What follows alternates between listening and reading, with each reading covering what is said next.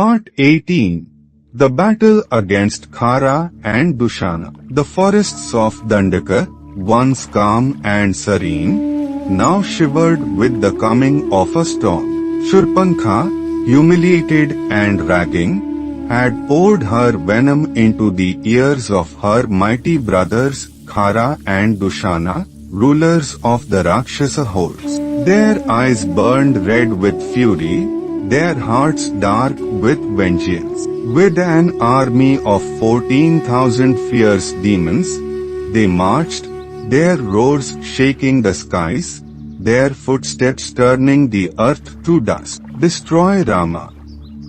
Khara below, tear him apart, burn his woman, and turn the forest into ashes. The Rakshasa army swept through the woods like a wave of darkness. Trees fell, rivers trembled, and the creatures of the forest fled in fear. But Rama stood calm, his eyes steady, his bow firm in his hands. Lakshman looked to his brother, his heart burning with anger. O Rama, let me face this army. I shall destroy them all.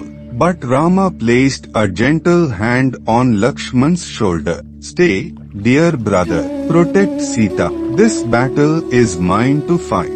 With divine strength, Rama strung his mighty bow. The forest fell silent, the very air holding its breath as the prince of Ayodhya prepared for war. One by one, the Rakshasas charged, their mouths open in cruel laughter, their weapons raised high. But Rama, swift as the wind and fierce as fire, met them with arrows shining like lightning. Each arrow sang through the air, striking true, striking deep.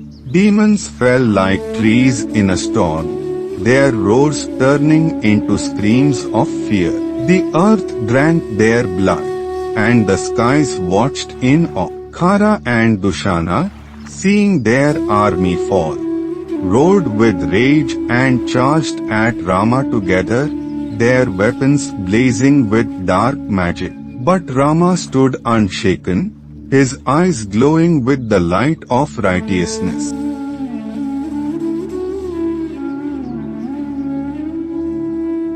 With a mighty roar, Rama released his arrows, one piercing Dushana's chest, the other striking Khara down. The mighty brothers fell, their strength no match for the prince who fought not with anger but with dharma in his heart. The forest, once darkened by the shadow of Rakshasas, sighed with relief. Birds sang once more, the rivers flowed free, and the earth whispered Rama's name in gratitude. Shurpankha, watching from afar, screamed in fury and fled, her plan shattered, her heart burning with hatred. But she carried one final hope, her mighty brother Ravana, king of Lanka, feared by gods and men alike. And so, though the battle was won, destiny had only begun to weave its grand tale, for the fall of Khara and Dushana was but the first step on the path to a greater war, one that would shake the heavens and earth.